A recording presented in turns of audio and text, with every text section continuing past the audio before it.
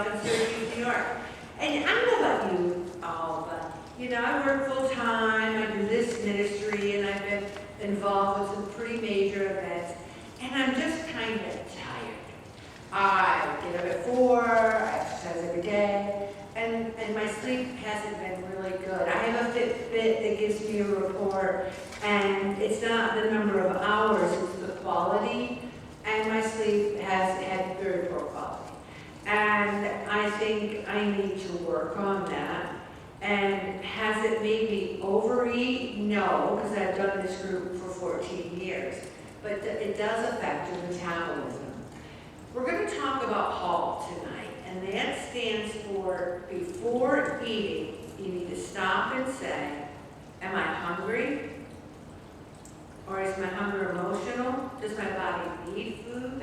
If you just ate a big dinner, and now you're in the kitchen pantry looking for what else to eat, is it hunger or is it emotional? Are you angry? Are you dealing with something now that's stressful? You might be angry and not even know you're angry because you've internalized it. You're just on the edge and you think food will make it better.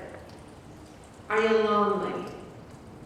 I think one of the things about Pray It Off is a couple of people in the group have said to me, I retired and I didn't have a big network because I worked at different hours, or my spouse died and I didn't have a big network. And Pray It Off really has been a great refuge for me to get out and talk to other people. I have to say, you can be lonely though in a whole room full of people. And there's where faith comes in, because if you have a strong enough faith, you know that God is with you at all times. And are you tired?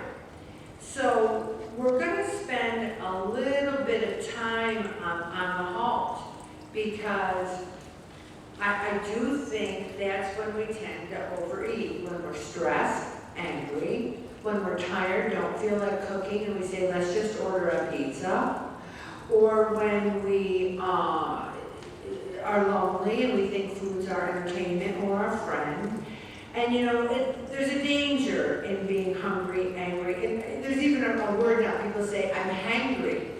If I don't eat something, I'm so hangry. They get angry because they're hungry. One of the things I like to talk about at Break It Off is self-care and self-awareness, and that's part of a life of recovery. If you're pregnant and you have a baby and you have 10 pounds to lose and you have no trouble losing it, you don't have a problem. If you're someone who's been overweight since puberty and you've gained 100 pounds, lost 100 pounds, went to Weight Watchers, did every program there was in Nutrisystems, you got a problem. I am in recovery. Many people in this group are in recovery because we have an issue with our relationship with food, or our bodies have an issue. Maybe it's not even our minds, our bodies struggle with it. And we need to end destructive behaviors. I didn't do as good over Memorial Day as I thought I was going to do.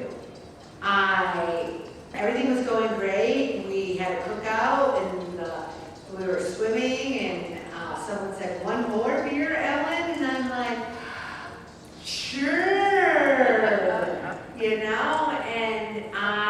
And I don't want you to think I was laying out Nelly, but I just didn't feel in control of my decisions. I just felt like I kind of got out of control with a little bit too much macaroni salad, with a little bit too much snacks. And I think the next day, I think, what is it going to take for you to be in control? And it's something that I don't think I can do on my own. It's something I need to have God help me with.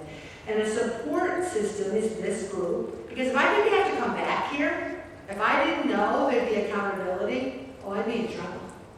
I would be in big trouble. And I think many people in this group would.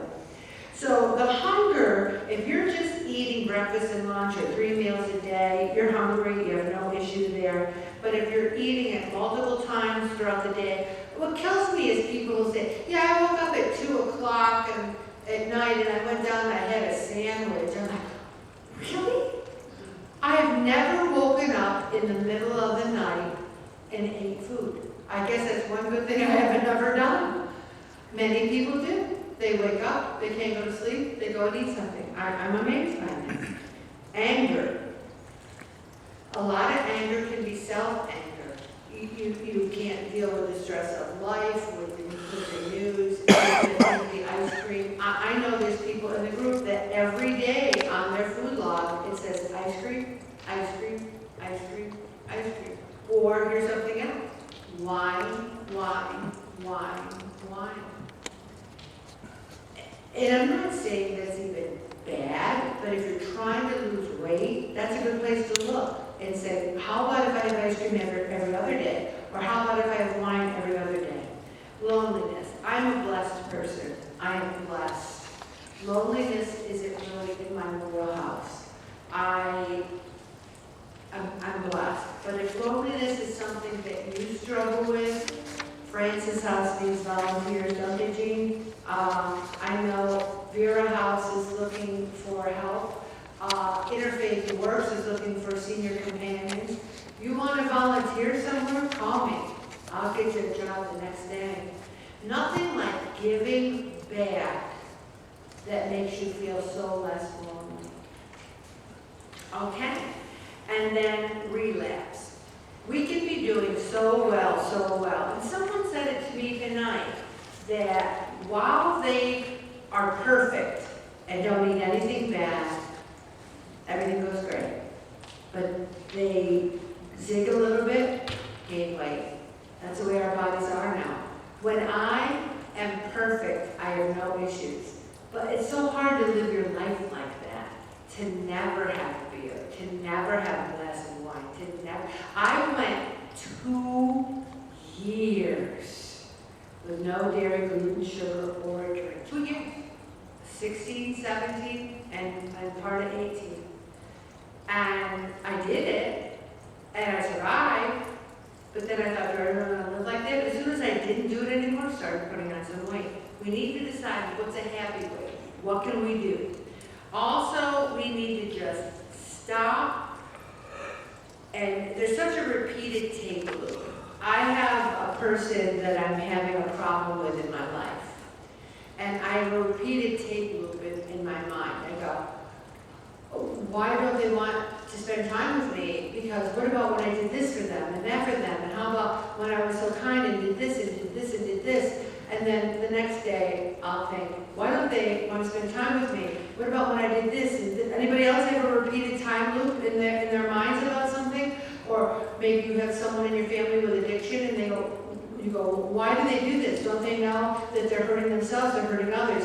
And you repeat it over and over, and it doesn't change anything. We need to stop. We need to halt. Take a breath. Interrupt. Call someone. Tell someone. Because we're only hurting ourselves if we don't look at the underlying cause. With that repeated time loop for me, I just have to say, maybe they need a break. Maybe it's not even me. Maybe they just need a break. Let it go, Ellen. Put it over here for now. Put it in God's hands and stop worrying about it every single day. If you are having major issues, though, seek professional help. I'm a big believer in seeking professional help. And then there's those people that are tired. I tell you I'm tired, but if I didn't tell you tonight, you probably wouldn't know I'm tired. I'm up here and I'm talking to you and everything's good. I know people in my life, I won't name names, that you could be having a conversation with them and they'll fall asleep when you're talking to them. Now, I tend to think of myself as somewhat entertaining, and I think, I'm talking to them and they just fell asleep. Is it me or are they that tired? I like to think they're that tired and it's not me. My brother-in-law Dennis, every party we've ever had, we have a photo of him. Like the kids are opening their presents, there's a photo of Dennis. Don't we? Every single, he can fall asleep